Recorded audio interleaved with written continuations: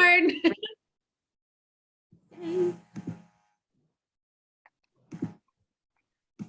All right, good evening, good evening, good evening. It is the third Friday of the month, and you know what that means? It means it is Women's League Friday. This is our Facebook Live happy hour, and so thank you all so much for tuning in. Michelle Glover, chair of the Women's League at the Atlanta Black Chambers, and we have a great segment today for our Women's League happy hour.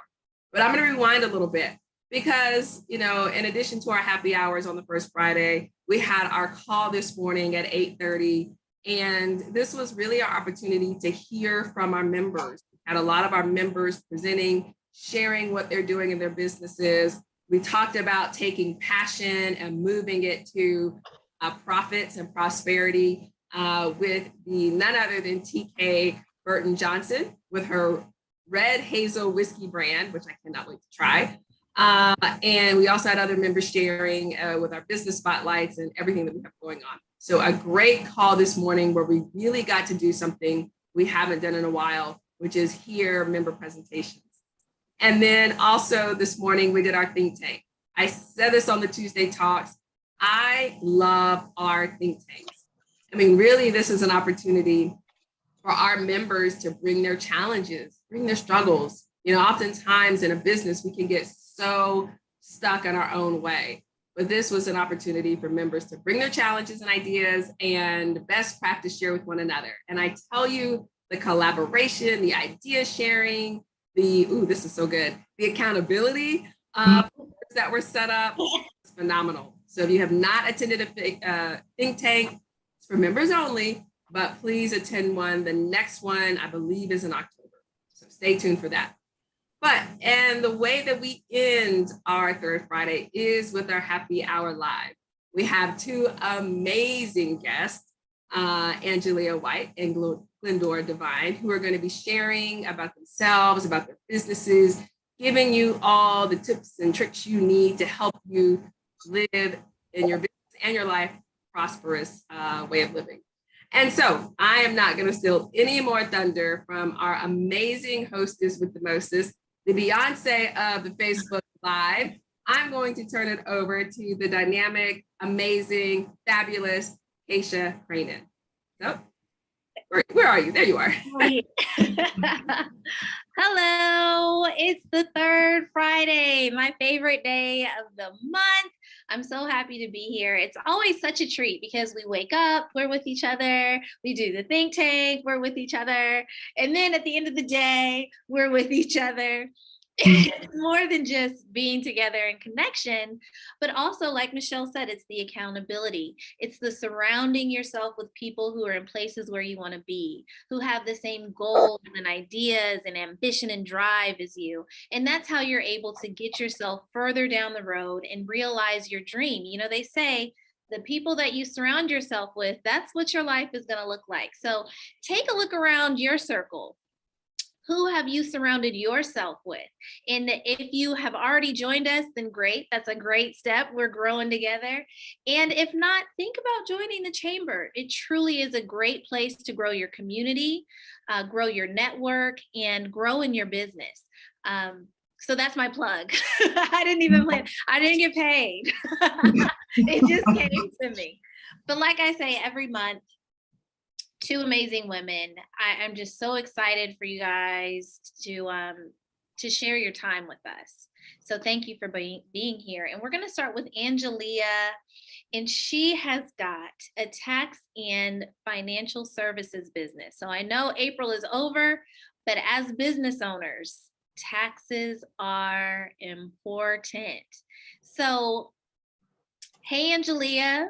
Hey, Keisha. How are you this evening? Good. How are you? I am doing awesome. Thanks for asking. I appreciate it. You are very welcome. I'm glad that you're here. So we start all of our conversations off with a happy hour question. And one of my favorite happy hour questions is, what was young Angelia like? Anytime I see people in those math professions where numbers and seriousness are so important, I'm like, who was this child? What were you like as a little girl? Did you climb the trees? Were you reading books? Who was young Angelia? Well, I will tell you this much. The young Angelia actually in school didn't like math. Yeah, I struggled in my earlier years in school. I would say like the geometry classes, like in my high school years. But I will say that I was always fascinated with puzzles, though. So whether it was a jigsaw puzzle, whether it was a crossword puzzle, or whether it was doing the Sudoku puzzles, I've always been fascinated with that. So I think that part of my brain was like an analytical part of my brain, which probably tied me into doing stuff with tax and accounting, because you do need to have a lot of analytics when dealing with taxes. So it's not just a numbers game where you're just counting beans, but there's a lot of analytical processing, a lot of analytical thought processes that goes into being an accountant. As a young girl, the young Angelia, I enjoyed writing poetry. So the creative side of my mind was the dominant part of my personality when I was a younger girl. So when I was in high school, I wrote a lot of poetry. When I was in college, I even wrote poetry. I was on I did things like the GSAM Poetry Slam. So I participated in events like that, just to it was kind of like open mic, similar to that, so that I can get my talent out there. Had a few poems published in the college literature guides for poetry. So for the most part, the young Angelia was more creative, I guess you could say, on the artistic side. And as I got older, more of my analytics start kicking in. Okay. So I really first started interacting with you in the Financial Services Committee. So that idea of who you are is now colliding with me thinking of you at an open mic night saying, sister girl, sister, slamming it out. I should. Hey, it was fun. I'm not gonna lie. I love doing poetry slams. I was I don't know. Sometimes I want to go back to my roots and go to writing again. I also actually wrote. I was a columnist while I was in college too. So I did a little writing for the newspaper. So again, that was that creative side of my brain at work. But I will tell you that while I was in college, though, I had a counselor while I'm trying to figure out what I want to do with my life. And there was a counselor that spoke to me, and he was the one who suggested I go into the accounting field. So it was kind of interesting because I remember telling him that, I don't really like math like that. Why would I go into accounting? So he was like, give it a shot anyway. Just go into it. Accounting is a very broad field. You can specialize in any area. So just go into it anyway, since you really don't have your mind made up about what you want to do. He said, give it a shot anyway. And I did learn that even though I still had to have my calculus classes, so I still had to, still be deep into the math side of things while I was in college, I actually found that as I was in college, my brain was better math-wise. So my analytical side of my brain was a little bit sharper. And I guess when you compare that to your high school or middle school years, sometimes I think the teachers you have also makes a difference in the type of learning processes that's taking place. I agree. What I love about that story is that you gave yourself permission to explore, And so often, we let ourselves be pigeonholed either by ourselves or outside influences, but you were able to just follow your passions. That's beautiful. This is just a sidebar conversation, but what do you think that was? Because so many of us are not doing that.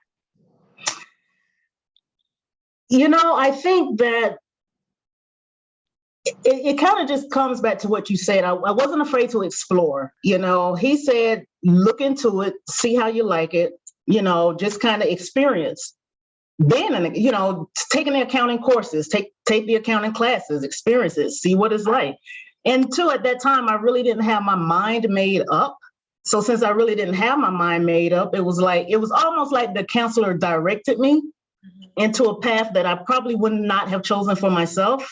I probably, even though still at that time in my life, I still hadn't really, I just knew I wanted to be, I was a business major. So I just didn't nail it down into where in business I was going to concentrate or focus my efforts.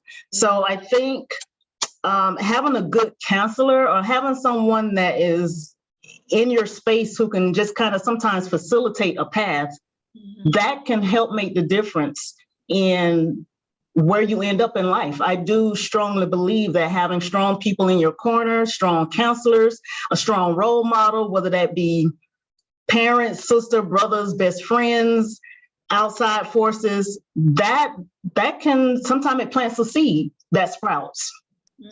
A seed that sprouts. That's beautiful. So your seed sprouted because you got your degrees, went on to get into the world of accounting, and then you started doing taxes on the side. So I really want to talk about that because so many of us are working our 9 to 5 and we're thinking, well, I know I've seen on social media where people are like, your 9 to 5 is stealing from you because you're not able to devote time to your business. But you have shown us, you've proven to us that you can turn that side hustle into the main business. How did you make that happen? Well, you're absolutely right. It does take some dedication, of course, and you have to have a vision. So a vision to know where it is that you want to go, in your life. What do you want to do in your life? At some point, as we get older, we start to look at certain things maybe going on in our life. It's almost like tax. I know this may sound weird, but it's kind of like sometimes your career finds you. You didn't find it. So yes, I had gotten my degrees in accounting. And I started just working on tax returns for family and friends. I was just preparing family and friends tax returns. They knew that I had graduated out of college in an accounting major. So they were like, oh, so you do taxes. I was doing my own taxes anyway. I started doing family and friend taxes. I actually liked doing the taxes. So I think when I look at tax returns, it's kind of an element of puzzles, putting together a puzzle when you think about it. So from that, working full-time, doing family and friends taxes on the side, it just kind of made me realize, I'm really liking this. And it looks like this is something I can actually make a living from. So I just kind of went into it grew from there. After working in corporate while doing my side hustle, I decided that I wanted to specialize in the area of taxation. And that's when I decided to go ahead and take what's called the IRSC exams so that I can become credentialed in taxation. And that's how I ended up earning my enrolled agent designation. And after I earned that designation, after my master's degree was completed, then the thought was really in my mind, I'm going to make this a full-time business. And it always starts with a thought. We all know that. Yes. But I love how that starting in taxes was just another way that you explored, because you had your 9 to 5, you were doing your taxes, started doing it for family and friends. And it was just another part of the exploration of your journey. I think that from talking to you, I'm just going to start trying things. It doesn't hurt. It does not hurt, Keisha. Yes, because you never know where you'll land if you just try something. You just never know where it would take you. Yeah. And let's talk about where it took you, because you mentioned your credentials. I really want to talk about the value of credentials, because yes, you have your degrees. Let's not overlook that. This woman has her degrees, but you took that another step and got credentialed as well. So what is the value in getting those credentials to help further your business? Absolutely. I think that when you are, for one, to me, credentials, receiving formal credentials in an area such as taxation, in my opinion, in my humble opinion, I think it's very important, because with taxes, there are a lot of laws, there are a lot of rules, there are a lot of policies that goes into play. When you are credentialed, and that's whether you are an enrolled agent, or someone who goes on to become a CPA, or someone who goes on to become a tax attorney in the area of taxation. It's important because of how broad the tax laws are. It's important because when you are preparing a client's tax return, you want to know what you're doing, because there could be a tax law that's going to impact that client's tax return. Now, I know a lot of people might say, just make sure you reduce my taxes. Make sure I don't have a lot of taxes to pay. But it's more than just taking a basic business deduction. It has levels, and those levels can sometimes be very complex. Like some people, I don't want to get into the technical nuances of it, but if you're dealing with one tax return that may be a simple tax return that has a business element associated with it, you may have another tax return that's not identical, but it has some things on it that, let's just say, an accountant that may not have credentials, they're just kind of playing around with a tax return. If someone has a complex element on that tax return, if you are not up on the tax laws, or if you're not aware of certain things in the tax laws, you could cause your client to miss out on important benefits because you're not aware of tax laws. And being credentialed also helps you stay on top of the tax laws that are ever changing. Ever changing, that's the key. Because they do change. I'm not even in taxes, and I know they change. Right. And then not only that, individuals, their situations change from year to year. I mean, one year you may be married, another year you may be divorced, but people sometimes they're not aware that those type of changes can also influence their tax situation. If you have a newborn baby, that can influence your tax situation. So it's important. It's critical. I would say that for anyone who's going to get their taxes prepared, have someone credentialed to do it. And if you're deciding, and here's the thing that's so important about dealing with someone who is credentialed. If you have someone to do your tax return and you pay them to do your tax return, and they don't necessarily understand all the nuances around the tax return, they may not want to take that risk. So they may not sign their name to the tax return. They can actually prepare your tax return and put your name on it. That tax return could come back with errors. All of a sudden, you're starting to get notices from the IRS. There's things on the tax return that were incorrect. Now you have a huge tax bill, and guess what? All the onus is on you. That's right. A tax preparer, a credentialed tax preparer, didn't sign it. You signed it, or at least that's what the IRS see, even though you may have paid someone. So I also usually advise folks, if you're going to get someone else to do the return, that's okay. Just have them to sign their name on it, that they prepared the return on your behalf. Mm-hmm. Yeah, that's good. Hey, yep. I might have seen somebody do that I know. Well, let's talk about, I know. Listen, let's get off of that, okay? Okay, absolutely. But let's really talk about tax issues. I know compliance is a big one, for individuals and business owners. What are the key things we should keep in mind when it comes to compliance? I think one of the biggest thing with compliance, I think for me, in my opinion, is the easiest thing that folks get into trouble with by simply not filing the tax return. And that is a huge compliance issue. I think a lot of folks don't realize that, hey, I don't want to be dealing with the IRS this year. I don't have time to prepare my tax return this year. Every time I have a tax return prepared, I owe the IRS. So I think, in essence, file the tax return anyway, because there are a lot of penalties that comes with not filing the tax return. I mean, some people don't know you literally have a penalty for not filing the tax return. So you can avoid the non-filing tax return by just filing it. Mm-hmm. And then even if there is a balance due on the tax return, you can work out an arrangement if there's a balance that's due, but it's better to still file your tax return than to not file the tax return, even if you have to file an extension. And I have to point out that an extension only gives you time to file the tax return. It doesn't give you time to pay the tax if there is a tax balance due with the tax return. So compliance-wise, just to kind of circle back around to your question, the biggest thing with compliance issues is people not filing the tax return. And I highly encourage file the tax return anyway. Mm-hmm.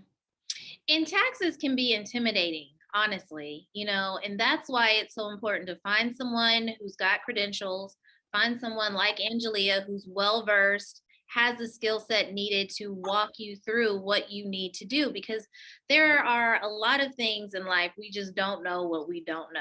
And for the majority of people, I'm just going to go ahead and make a blanket statement and say, we don't know this tax code, as well as Angelia does. And so that's the benefit. It's a puzzle. She's been doing puzzles since she was little. That's so that's why it's key. I remember, I think it was last month, Ryan was on, and one of the things she said really stuck with me. Let the experts expert. This is what she's an expert at. Let her do that. And you keep growing your business. But you want to make sure that you're in compliance so you can continue to stay in business. Absolutely. Right? Absolutely. And talk about that. Let's talk about these habitual violators. This is a term I just used, so I'm saying it now like I know. Oh my God, you're a habitual violator. But let's talk about what is that? How do we avoid it? What kind of trouble can that get us in? Yeah. Well, there's a thing when people are constantly not filing the tax returns. You have someone who say, well, I'm just going to end up owing this year. I'm not going to file this year, or I'm going to file late. Or what happens is every year you're not paying. So even if you get into an arrangement, let's say you get into some type of agreement with the IRS to pay back some taxes or to file, right, but you're doing it every year. So it's like a pyramid. You're pyramiding all of your balances. Every year you file, you have a balance, you're not paying in timely. So it's always interest, there's always penalties. I recommend not doing that, because you can have issues if you're trying to get into some type of arrangement with the IRS. So you may say, well, can I just get into an offering compromise and just have them wipe the whole thing away, or have this huge balance all of a sudden reduced to some small amount? If the IRS is looking at your history of non-payment, your history of non-filing, you have a consistent history where you're consistently violating, where you're consistently habitually violating, then that may make it more complicated for you to get into an arrangement that is going to be mutually, convenient, or not even necessarily convenient, just something that you want to happen. You want this to happen. You want to get into an arrangement with the IRS, and you want them to say yes, and you want them to agree to it. Now, it's not that there's no 100% guarantee that you'll get what you want, but at least if you're not being a consistent habitual violator, at least, it shows that you're trying to do the right thing, instead of just taking it for granted that you could continue doing the same things over and over.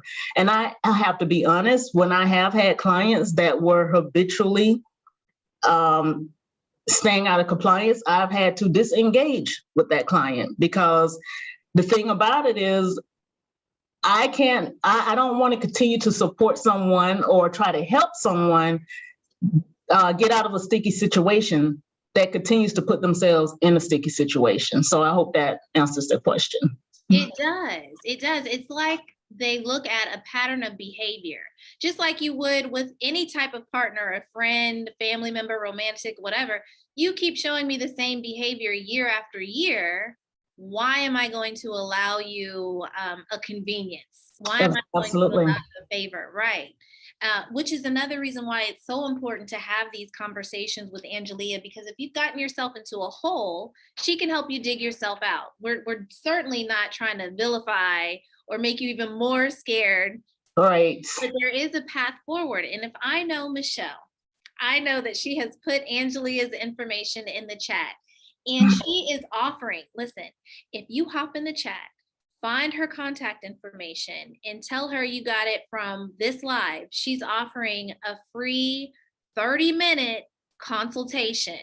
So write down all of your problems, write down all of your questions, write down things you've run into in the past, and she's willing to sit there and have a conversation with you.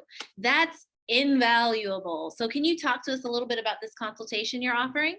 Absolutely. And it's just like you said, a lot of people, they need a conversation and want to know first and foremost, just how do I start? Where do I start to even try to dig myself out of this hole that I've put myself into? Having that, usually my consults are like 15 minutes, but because as part of this Facebook Live, I am offering 30-minute consult because sometimes people want to go more in depth about what type of options are available to them. Can we start having a conversation about, will the IRS talk to me? Will they consider me? Am I savable? Can I be saved? So doing that 30-minute consult, that'll be an opportunity for you to just give me more details about what your situation is, what you need assistance with, and maybe see how we can help pull you out of that hole. Because there is light at the end of the tunnel. First and foremost, let's look and see where we are with the compliance. We'll discuss those type of things in the free consultation. And if they decide that they would like to move forward with additional services, then we have a conversation beyond that. Mm-hmm. And even if you're not even if you're thinking, okay, I'm starting a business. Right. I don't even know how to pay business taxes. Are there business taxes? These are all questions that you can bring to the table. Absolutely. Mm-hmm. And there's a newsletter. So that's another source. So what are you covering in that newsletter that we should all sign up for? So in the newsletter, you actually get a monthly newsletter. Those newsletters are packed full of helpful tips for business owners, for individuals. It's very valuable tax topics. Even if you own a business and you have questions like, how do I start my business? Questions like the payroll taxes. And are there payroll taxes if I'm in business? How should I structure my business? The newsletter actually provides lots of answers to those type of questions. And individuals who sign up for the newsletter also have access to prior newsletters, so prior months and the current newsletters. And a lot of times, the one thing we're missing is information. And when Absolutely. You have access to information, that can really change your trajectory. So that's what she's offering for free. So hop in the chat for 30 minutes for free. Hop in the chat and be sure to reach out so you can schedule your consultation and sign up for that newsletter, because like we said in the very beginning, you don't know what you don't know. So perhaps there's a topic there that'll spark an interest, and then you can explore for your own business what things that you need to get in order or put in place to keep you compliant and on the right side of the IRS. We've got a few minutes more. And when we were talking earlier this week, Angelia, one thing that I love that you talked about was burnout. And I know as business owners, we work.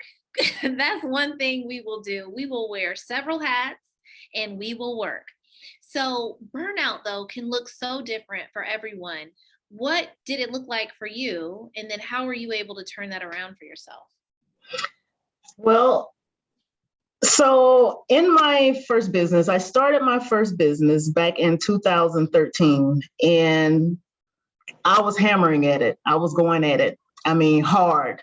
And of course, as you know, as a business owner, there are challenges that comes with owning your own business.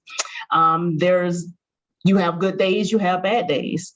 And one of the things I experienced in my first business, I did experience my own source of burnout, and what I found myself doing was going back into industry, going back into corporate, working for someone else, because I thought at that time, no, it's easier on this side.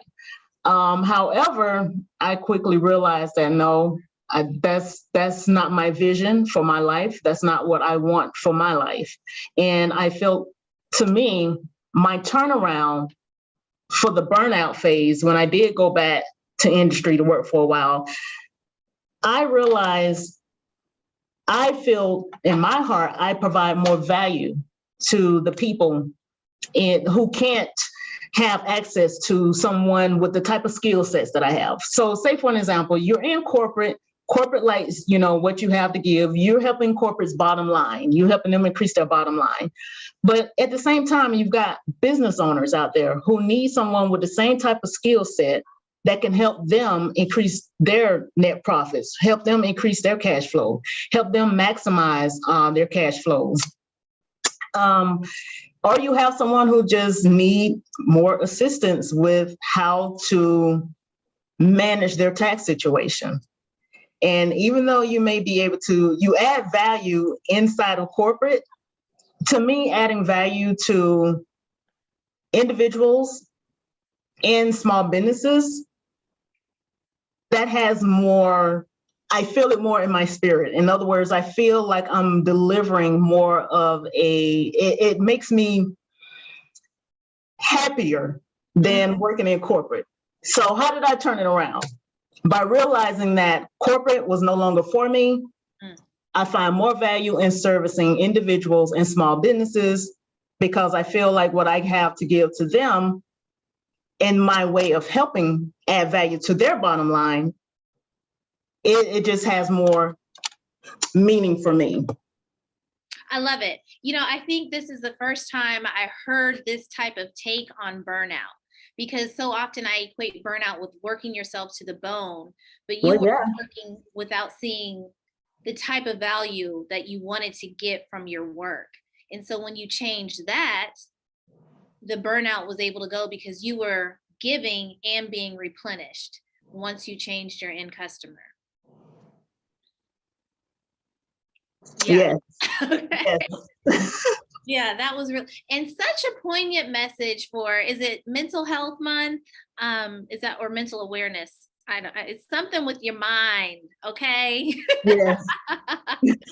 So thank you so much for sharing. I've so enjoyed this conversation. And, I just joined the Financial Services Committee earlier this year. And every time she speaks, I'm like, oh, she knows. Whatever the topic is, I'm like, yeah, she knows. So it's been just a pleasure to be with you here. Thank you, Keisha. Thank you for having me. Oh, absolutely. All right. So in keeping with Mental Health Month, we've got Glendora here. Hey. What up, though? Hey, professionals. Hey, y'all. Yes. So we were talking and she was like, I always start with what's up because I'm from Detroit. And what popped up in my mind was, do y'all remember Martin WZUP? What up, what up, I was like, oh, I love it. And that was filmed in Detroit, right? Yeah. That's the connection. Motor City. Yeah. Well, I'm happy you're here, and I'm really excited to talk to you about Dvine Systems Georgia, because mental health is so very important. And before we get to that and everything that you have to share, we're going to start with a happy hour question. And my question for you, we talked about this a little bit, was a lot of times in our community, sometimes, well, I think times are changing, which is what you mentioned. People are much more open to mental health now. But when you were in school, we hadn't necessarily made that shift yet. So what let you know that this space needed you, Honestly, I'm a server. I always been a server. I was always the person that was always trying to help somebody else. Before my husband, even when I met him, I'm always like, I need some money. I want to help this person over here. They just need this. And so that was me. And to the point, when I graduated from college, from graduate school, we had a dinner, and he stood up and did a toast, and he was like, now she finally can get paid for being in people's business and stop taking my money. Because I was literally like, oh, I'm just gonna help them go do this. I went to college, and literally I wasn't even thinking about counseling or the mental health field. I really, it was a stigma. You don't go and talk to nobody. Everything stays in the house. That's how I was raised as well. So I really didn't, when I thought of counselor or a psychiatrist. I thought like everybody else, a couch and somebody laying on the couch just telling you their problems.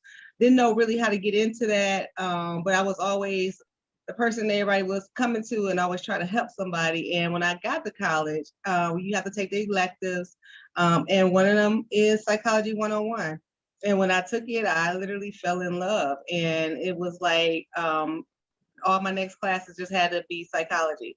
And that's really what I did, to the point where when it was time for me to graduate, was looking over my classes with my counselor, my advisor, and he was like, Glendora, how did you take all these core classes and you got still 3 elective classes you still got to take? I was like, I didn't want to take those. I wanted to get into this. And he was like, okay, now we still got to go and take these.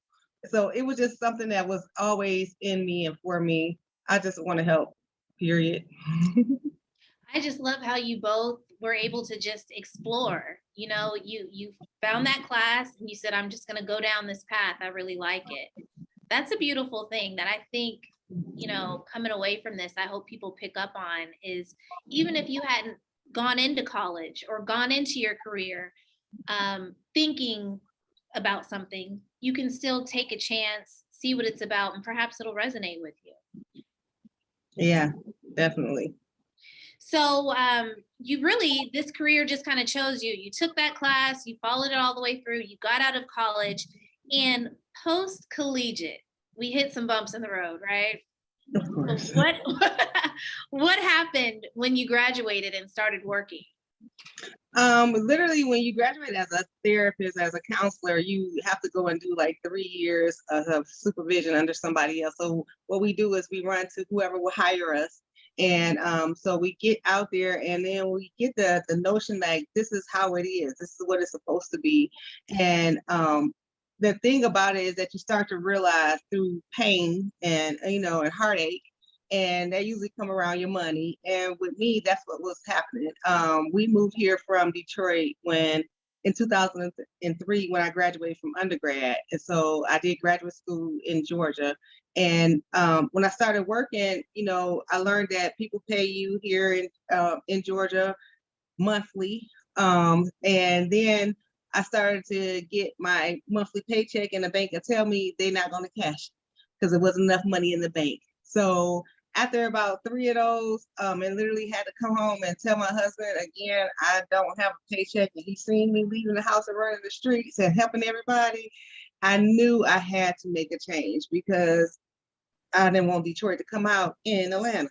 And so it wasn't no more going back home telling him that. So with that being said, is when I decided to take control of myself and my business and stop playing with people and allowing them to pay me half or pay me a portion or pay me a percentage of really what I could literally get the whole fee from the provider or the client. So at that moment, it was like, either you're going to do this for yourself or you're going to continue to get played. And I'm not in that playing field. Me not like baseball. Okay, we are not athletes. We don't get paid to play. No. So we gotta fix it. Right.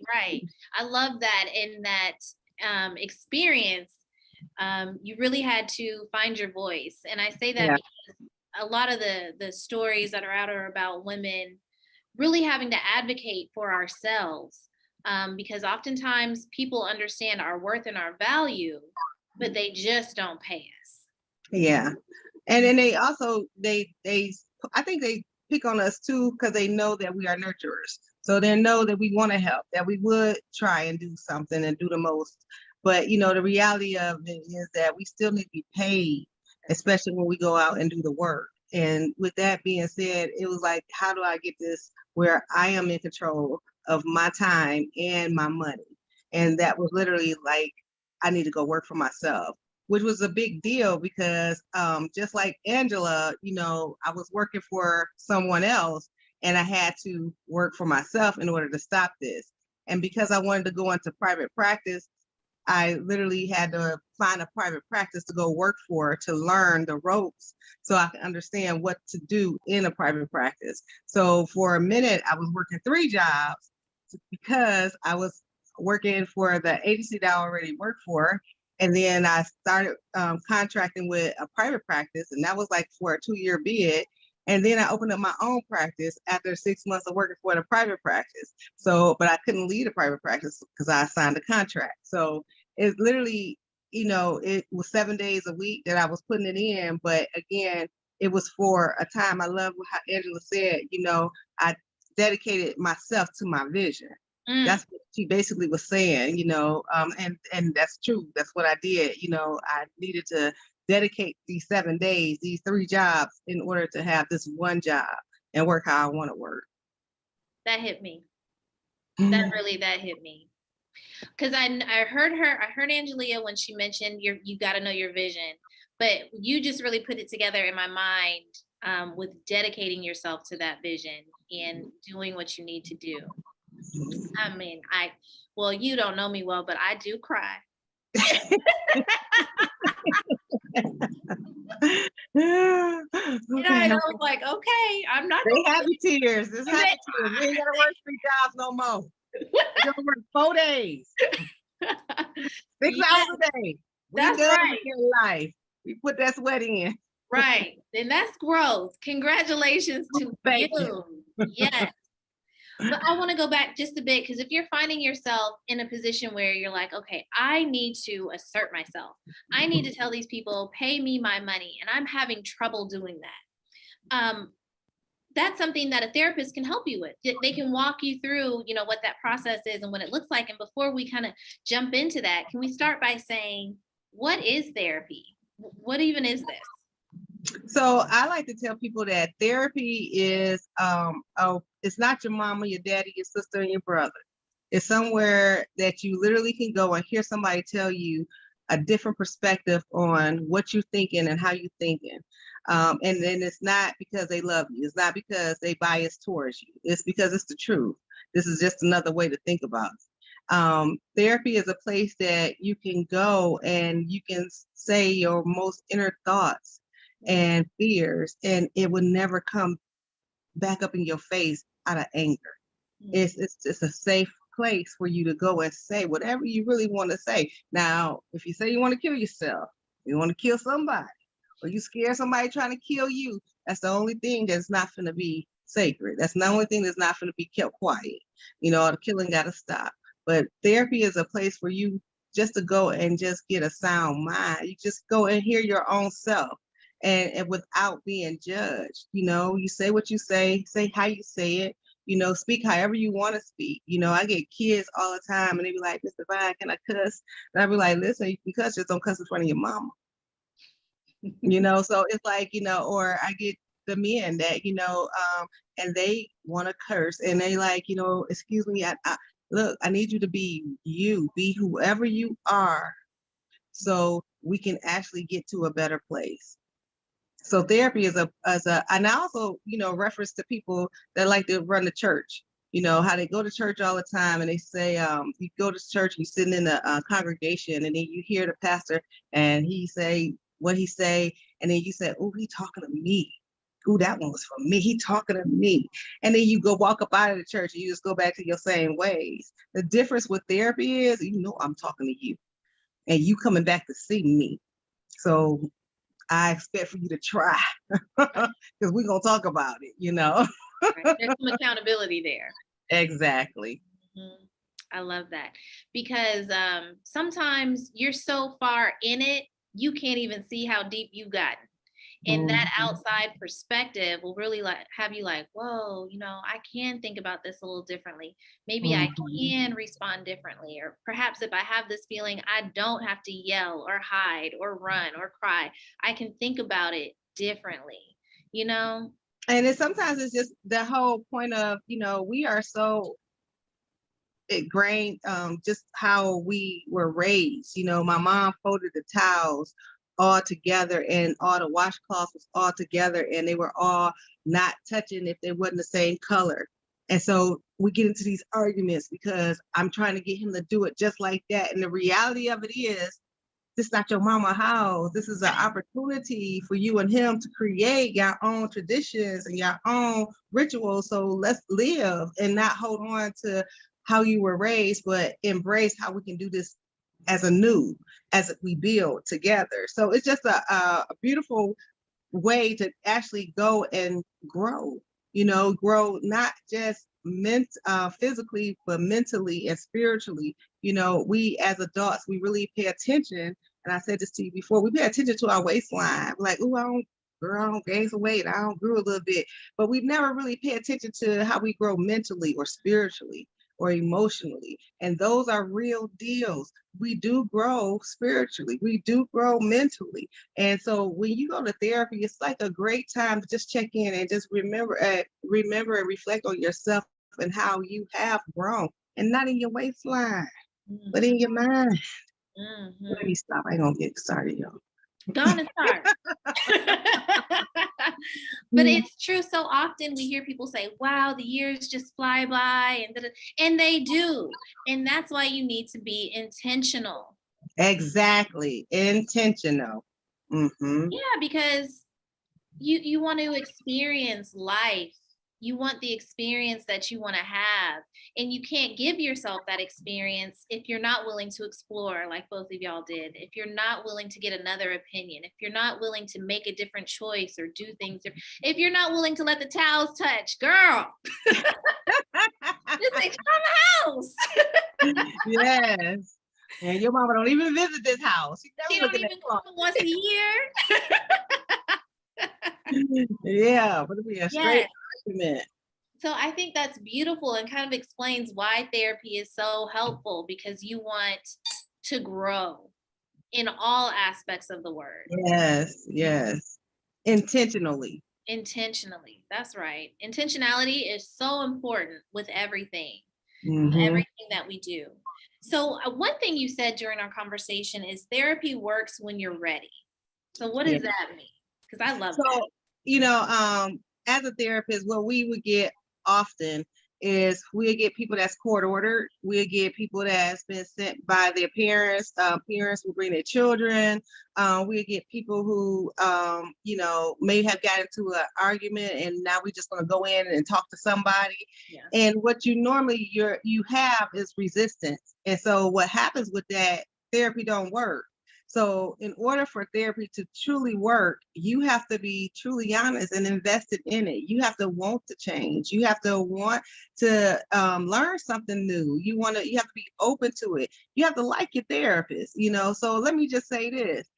For therapy to work, you have to like your therapist. You have to have a connection with your therapist. So if you go get a therapist and on that first meeting, that first session, you're not feeling that person, go get somebody else. Go get somebody else. You don't have to go back to that lady or man. You don't. You ain't even got to call them and let them know you ain't coming back. Just go somewhere else, because it's all about you, and it's all about you really resonating with the person that you're talking to, and you and because that's how the change will happen. Okay. Therapists are not there for you to come and argue with. We don't do that. We don't do that. And if you get into a situation where a therapist and we feel like you are being very combative, we'll remind you, you paying me to sit here and argue with me, right? And ain't nothing happening for you after this, right? You understand that? Because that's not how it works. So, and normally that'll happen too when it's resistant. You really don't want this information, this change. So in order for therapy to work, you have to do the work. When you said that, it reminded me of, I don't know if any of us here watching do yoga, but you cannot force the pose. You gotta just relax and let your body just open up to it. So you cannot force yourself into someone's office and sit on the sofa and expect results. You've gotta relax yourself and bring those walls down, open up your mind, be willing to do it differently so that you can receive what this expert is sharing with you, right? Yes. That's so funny that you mentioned yoga, because I do yoga, and last week I did the Cobra like so easy, and I was like so shocked, like, oh, I just did it for real. But you know what? I think it's because what you said, I just had to just stop trying to think about it and just go into it. And I was like, oh my goodness, I really did it. So yeah. It's true. So many things we do kind of relate to one another, but that's really good because I'm not in that cobra. The cobra and the frog can miss me. Will not be there. I was really shocked I was in there. Yeah. I'm like, I think I glided. Well, if I know Michelle, I know that your contact information is in the chat. So if her words have resonated with you like they have with me, if you are maybe on the other side of the screen having a little weep, it's okay. Cry breaks are fun. But please feel free to check, click her contact links. And you've got some upcoming events, right? Yeah, definitely. For one, if you are a mental health clinician and you are in business, please join my challenge. What we're going to do is the 47-word bio. What I do is try and teach you how to craft your own bio. And the reason I do that is because you need to have a short bio if you are in business. If you are a mental health clinician, you need to have a short bio. And this bio need to literally say who you serve and how you serve without a whole bunch of other jargon about what school you went to and when you graduated and how you graduated. No, no, no. That's not what we need when you are out here selling yourself as a leader in mental health. You need to have a short bio. So you can join my bio challenge. It's actually, the doors open today. Yay. We start Monday. Yay. So it's 5 days of free coaching. And it's an entryway into my coaching program. And I teach people, the therapists, how to use my system. It's called Visibility, Confidence, and Competence in Business. And, you know, something else Angela said, you know, she's like, you know, I had another job, you know, but I wanted to do this job. And, you know, and so I have, what that was telling me is like, she needed 2 bios. She needed 2 short bios. She needed one to talk about her tax business for her own personal stuff. And then she needed one that represents the corporate world, you know? And so the reality of it, that we do a lot of things, like we have a lot of hats that we wear. And so when you are in mental health and you are a provider, you are a leader in mental health, I want you to be able to distinguish that alone and not mix it up with you selling Mary Kay or with you selling t-shirts or with you doing taxes or anything else, but just talk about one thing at a time. It's short to the point, and it really will open up a lot of doors for you. It's going to make you feel more confident because it's niching you down, and that is what that challenge is all about. So if you are a mental health clinician, please join because it's about to go down. And if you're not, then please come to the mental health awareness. That's what Keisha was trying to say. It's Mental Health Awareness Month. So come on, y'all. Let's learn about these disorders. So I'm going to have a panel on Sunday. It's called OCD. We're going to talk about obsessive compulsive disorder. We're also going to talk about related disorders such as hoarding and hair pulling. You know, hair pulling is a real disorder. And so we're going to talk about that and tell you guys like how to cope with it, how to support your family, how to find treatment for it, what kind of treatment you should be looking for. If you are seeing a therapist, look for this type of treatment. Make sure she does this, and the resources and coping skills. I'm just trying to give as much information about, you know, mental health awareness and these disorders so you can actually live healthier and better. And that's going to be on Facebook, on my Facebook page. So you can follow me, you can, and, you know, listen, ask questions, jump on some of those therapists that's going to be on there. I bring to you about 4 or 5 different therapists because I want you to hear the different voices. They look like you, and you might resonate with their voice and actually get what you need. So that's why I try and bring as many therapists as possible on with me, because I never know who resonate with who, but I want you to see that it is experts out here that look just like you, that's qualified to serve you. That's right. So important. And when she talks about that coaching program, we didn't talk about it much, but you've got 10 years under your belt. So she definitely knows a thing or two about the business. And one thing that you said that really, I wrote it down, that sometimes people can be timid in business, but strong in their profession. So you know what you're doing, but it's the business part that's making you so timid. So can you kind of talk to the value of a coach and how you can be coached out of that timidity? Yeah, even like, again, I'm gonna keep talking about Angela because she was here with me on this panel tonight, and she did what I did. Even when we were in school, we actually had a coach, and that was our advisor. That was our advisor. That's who helped her get into taxes.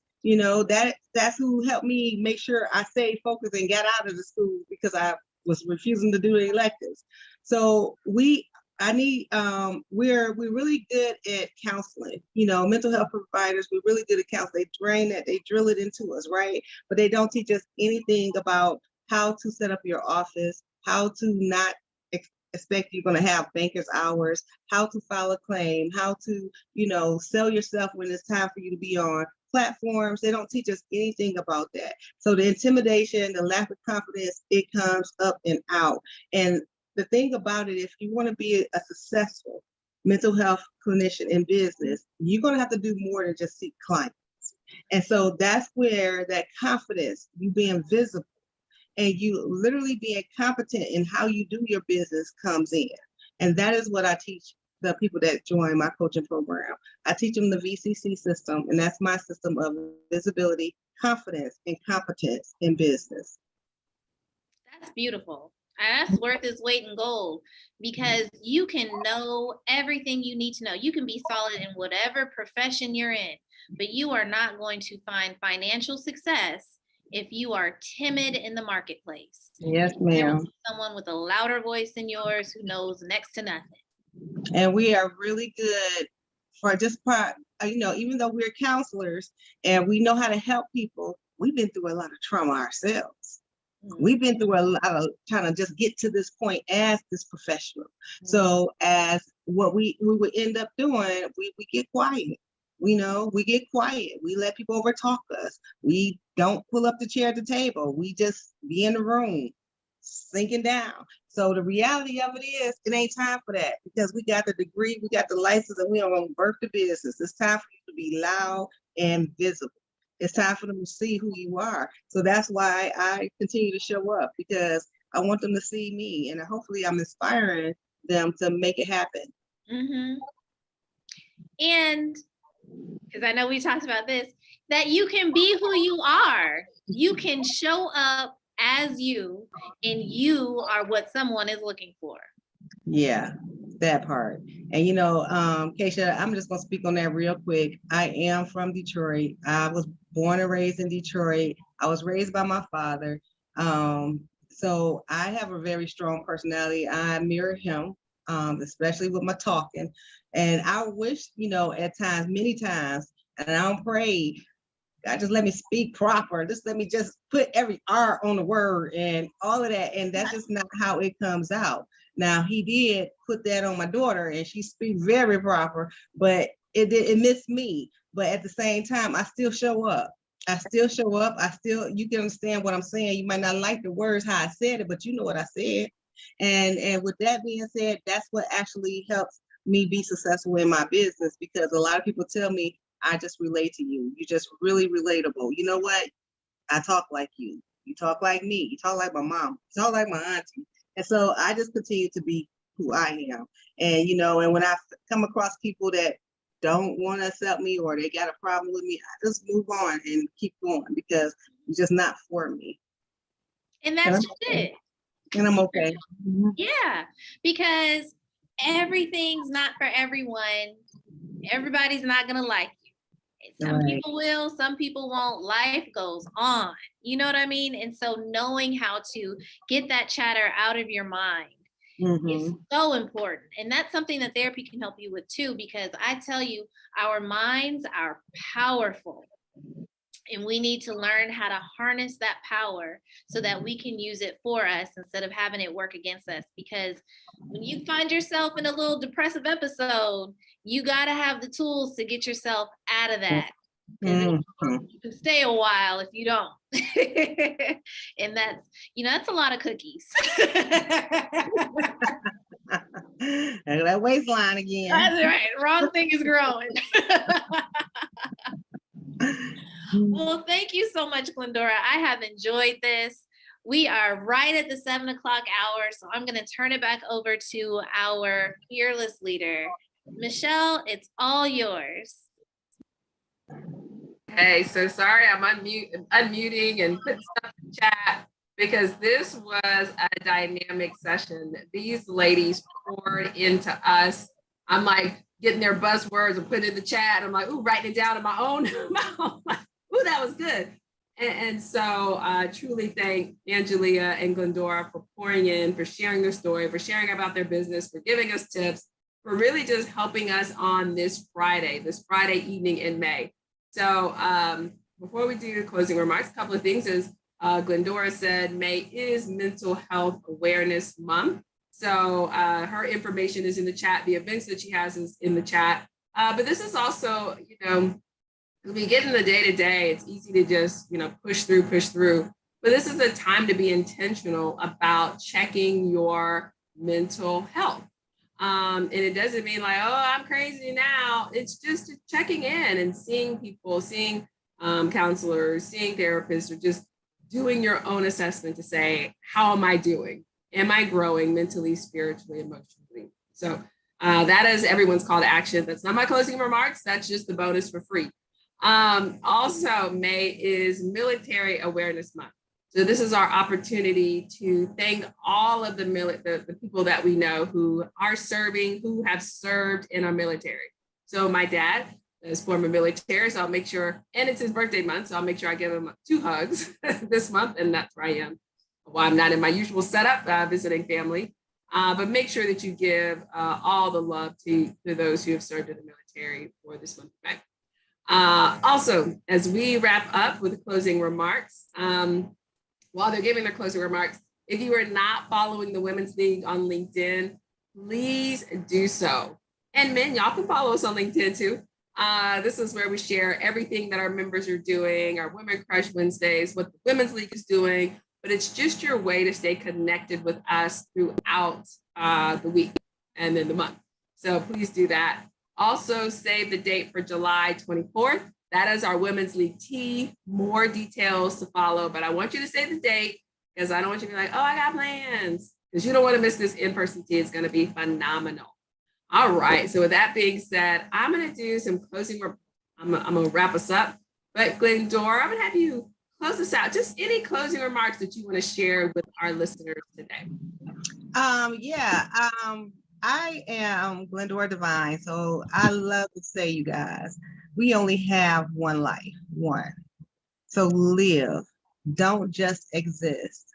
Expect the negativity that's going to come and let it miss you. Expect it so it don't be so much. It's coming. It's supposed to come. But don't let it stop you. Get the message and keep it moving. Thank you. I love that. I love that. I feel like Wonder Woman with negativity, like I'm like, pew, pew, pew. Avoid me. So great nuggets and love it. And again, please connect with Glendora. Her information is in the chat. And Angelia, closing remarks for us. You know, Glendora said it all. That was beautiful. It was awesome. Live your life, empower yourself, you know, and I think that on my side of the world, empowering yourself is one, just becoming knowledgeable, staying on top of things in the tax world. But I will have to say thank you so much, Women's League. Thank you, Michelle. Thank you, Keisha, for being such an awesome host. I mean, girl, you really rock. This was definitely a fabulous Friday Facebook Live. Thank you so much for having me, ladies. Thank you. Awesome. Thank you so much. Love it. And education, knowledge is power. And y'all were dropping the gems. Angelia was dropping the gems and like, all right, now get it together. And now that we have her information, we're going to get it together. Get information is in the chat, including that free 30-minute. Do not miss these opportunities. All right, Keisha, closing remarks for us. Well, my closing remarks are actually from these 2 women. First, find your vision. You know, what is it that you see as your life? What is your vision?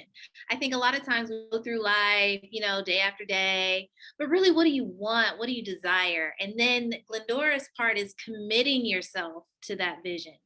What are you doing to bring it to fruition? I don't think I said that word right, but you know what I mean? What's the work? Is it faith without work? Something without works is dead. So you got to put in work behind it too. So that really helped me today. And I'm hoping it helps someone else. So thank you all for being here, and then just sharing. Sometimes just showing up is all you need to do. And you guys showed up and showed out. They did. In case you stole all my little thunder, I'm just gonna throw little parting remarks away. But I too, I think it's so important, when they talked about the vision, and I share with people all the time, write your vision in ink, right? Because you know where you're gonna go. But the path to get there, write in pencil, because it is okay to change course. I love how they both embrace exploration. Sometimes we get so rigid on like, it's gotta be this, that you truly miss all the opportunities and curves and bends and that happen along the way that can truly bless and enrich you to get there. So yes, vision pin, right? It's gonna stay there. But how I get there, I'm allowing, from a spiritual standpoint, I'm allowing God to move me. I'm allowing certain things to move me to get there, because that path is going to be so much richer, so much brighter, and so much more fun than if I try to rigid and stronghold it to the end. My dad often says to me a lot to enjoy the journey. I am enjoying the journey. And I'm like stressed out. He's like, relax your eyebrows, enjoy the journey. So I encourage all of us to enjoy the journey and enjoy this beautiful path that we have been blessed with entrepreneurship, and know that the Women's League, the Atlanta Black Chambers, is here to support you along the way. So that being said, thank you for tuning into our third Friday Facebook Live. Yay! Make sure you join us next Friday in June. I don't know the date of that, but it's the third Friday in June. So check it and join us for our next Facebook Live. That being said, bye everyone. Have a great weekend. Bye. There we go. All right. Yay! I did. Let me record. Stop it.